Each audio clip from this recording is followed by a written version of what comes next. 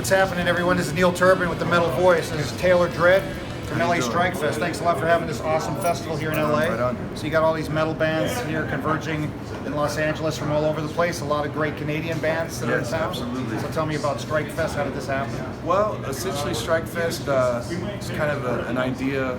You look at Maryland Death Fest, you look at all these festivals, you know, Defenders of the Old, things like that, and I thought, gosh, you know, Los Angeles doesn't have that right now, which is really, was weird. And so I decided, well, maybe I should, you know, see what I can do. And I worked with Exciter previously, back in 2010 when I was in Albuquerque, New Mexico, where I'm originally from. Played in a band called Dredd, and you know, we would put on this festival, and we did 2 installments, and on the second installment, Exciter played. And so I thought, who better than them, you know? And then the idea to throw Razor on it, well, that's never happened ever in Los Angeles. You imagine that. Los Angeles Strike Fest, you've never had Razor and Exciter together. It's never happened. So it was just kind of like, well, let's throw the bone out there. Let's see what happens. And then it came back, and here we are. And so many other great bands. Yes, absolutely. On the first night, we had Nasty Savage, Decapitator reunited, which was fantastic. Some new talent with Demon Bitch. They're from Detroit.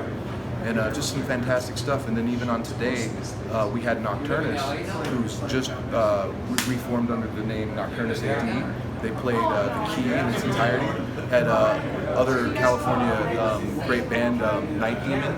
That was fantastic. I mean, those guys tear it down every time. And then on the third day, which will be tomorrow, we have Morbid Saint, which is fantastic Spectrum of Death. This is great stuff. And then we have Krallis, which is some black metal, some really trippy stuff. And so it's really great. And then we have Final Conflict, some hardcore punk. So it's just kind of a, you know, a crossing of all the grounds. And I thought the festival needs to be multi-formatted to every genre as long as the true school spirit is retained. And that's exactly what we did.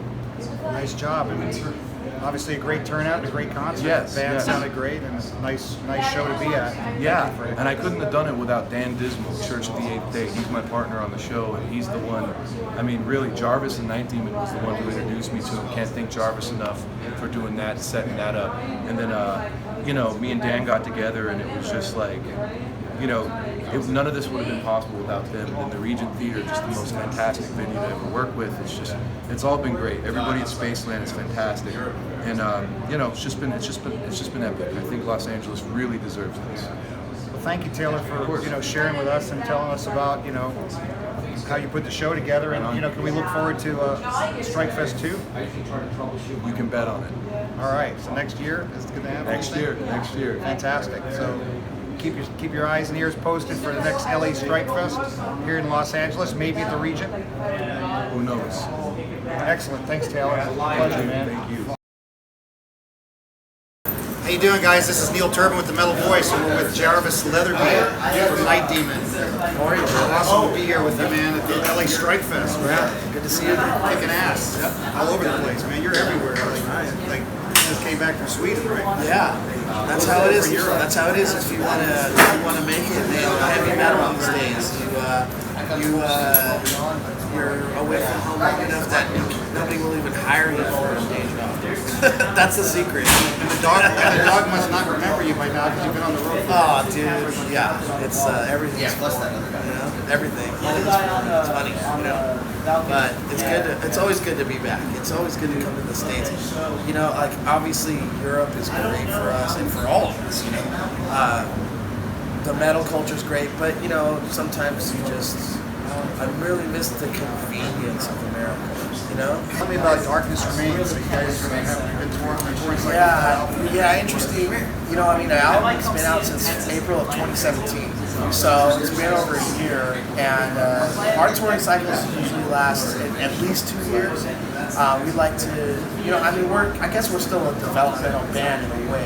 Not everybody knows about us we're doing well, but it's like, I've studied a lot of my favorite bands, and you guys have played with them. Well, yeah, but a lot of times you see, bands, they would make a lot of records early in their career, and then they would kind of be fully discovered by everybody on, their 4th or 5th album.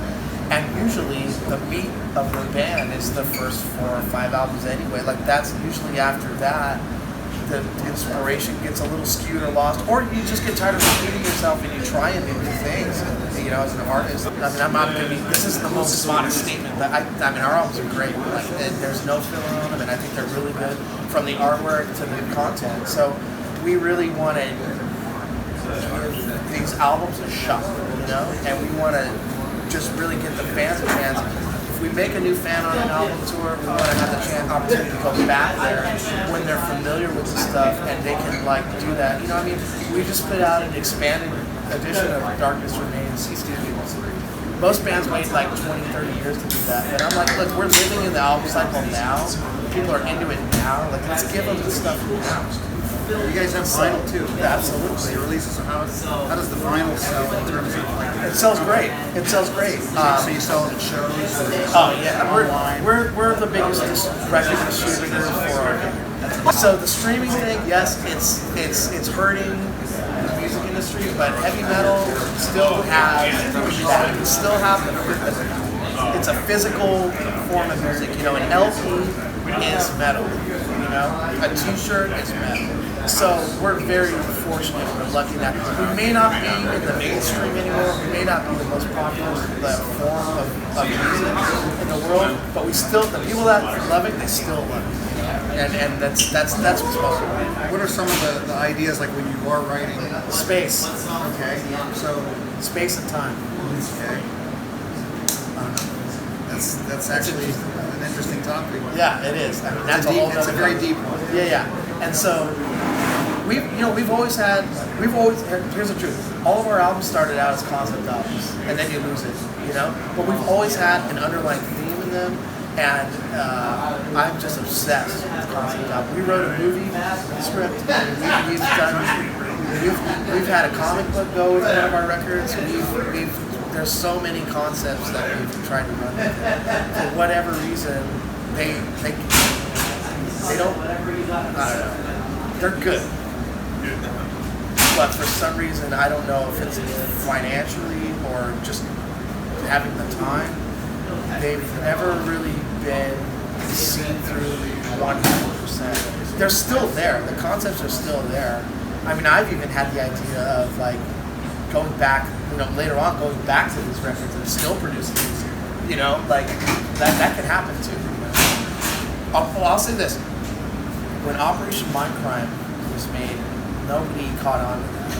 It's when Empire got big and they had commercial hits that they even did the Mindcrime tour. The Mindcrime tour happened after Empire came out, and they made the concert film and all. You know, because that's the thing. They got the attention of more fans, and they're like, then people were like, well, I'm gonna check out the album before, and they're like, what is this? You know, how did I miss this? So you never know what's gonna happen with your career. So do you have a title for your next album or anything No, like that? and it sucks because I'm even the concept is reasonable candy. Do you have any song titles? Maybe it's called Space and Time. Do you have I do, but they're working titles. They're not gonna stick. I can't even talk about. I can't tell. Yeah, we have a song called Shit Show. Really? Yeah. I don't think that's not going to be the name of the album. No. I think you guys No. are Actually, I think one title that I have would stick. No. So that's just for fun. Yeah, song title. That's it. Yeah, but they're just working I've had a few of titles. those. They're working titles. Vowel sounds are, you know, as a singer, like vowel sounds are important. You know, you have the melody first, and you're just like, man, that note and where I'm going with that, it's like it's that sound, you know. So you find, you know, shit show, right? It's not gonna be that. Right, it's got the vowel. Yeah, okay. So, You could have called the song "Oh," but yeah. hard to remember what. I'll just do a Misfits chorus and we'll just go, oh, yeah. So. Great, and so more touring this year, going back over for festivals. Yeah, we got a couple weeks off, and we're gonna go back to Europe, and then we're gonna come right back to the States and do a month. We have a live album coming out August 10th called Live Darkness. It's 3 LPs, and it's gonna be great. And then we go back to Europe in September to support that record for 3.5 weeks. So Live Darkness, do you have like vinyl and the whole package with that? Oh yeah. So is that already out there? People know what it is. Yeah. There's a pre-order up right now, but oh yeah, man, it's like. And where can people find that? So they can Nightdemon.net is Nightdemon.net. It's the hub to everything. It'll take you everywhere. Any other things we do, it's all there. Frost and Fire, the heavy metal mixtape, all the social media stuff, the merch store. It's all there. Well, thank you so much, Jarvis. Thank you. It's amazing to catch up with you and to actually get you from out of the voice here.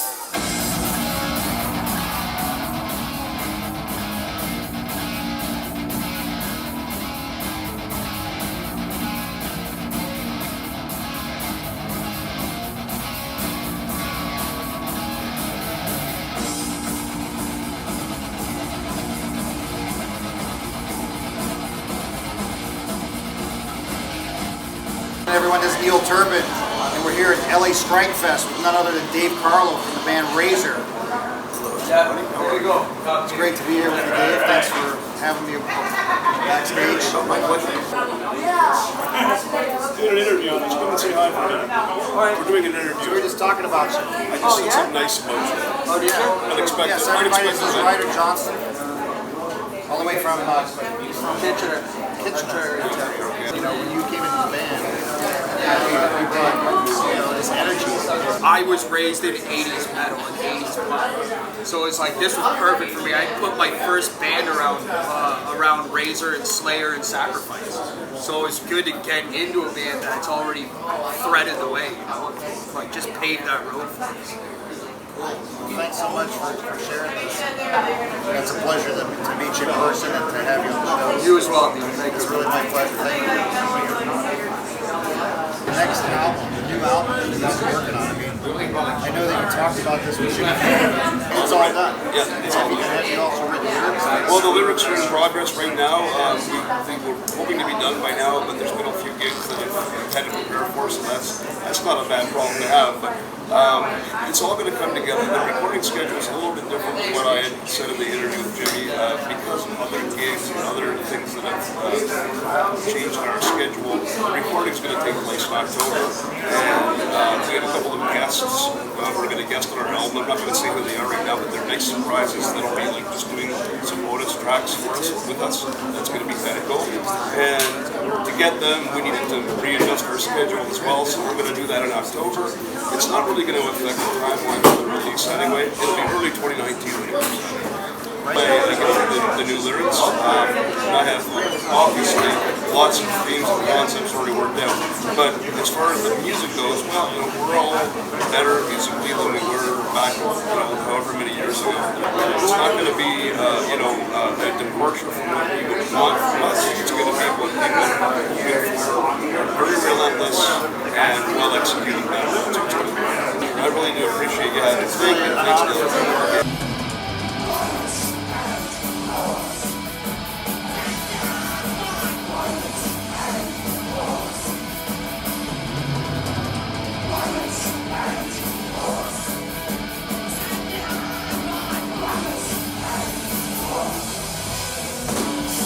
Everyone, this is Neil Turbin. You're watching The Metal Voice. We're here with none other than the amazing band from Canada, Exciter, Dan Beehler and Alan Johnson. Can you believe that we're sitting here together and I haven't seen these guys since 1983. Wow. That's true. a while. We played a gig together back then. Yeah, A we few played a gigs. couple.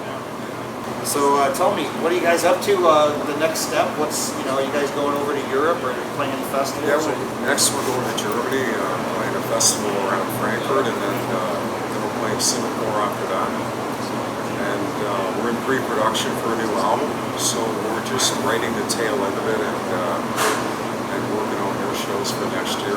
It's really cool that you guys are back together. I mean, this is the original Exciter. This is the band that I knew from 1983. For the three of us, it's really cool, we got back together, but in the beginning we started to realize that all around the world that there was so many happy people, freaked out people, and it's way bigger than the three of us. And we made so many people happy over the past couple of years. A lot of people didn't think it was going to happen, including us. Yeah. And we're having a great time with it and meeting everyone everywhere we go. And like you say, come back after 30 years like it was yesterday. And we're respect that so much.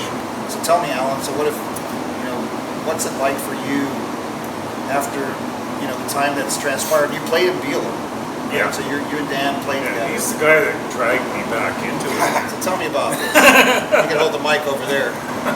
I didn't do anything music-wise in the 90s, and heavy metal to me kind of died out in the 90s, And anyways, it wasn't until about 2002 or so that I met up with this guy, and he played me his demo, his Beehler demo, and I was blown away. I said, "This is the best stuff you've ever done.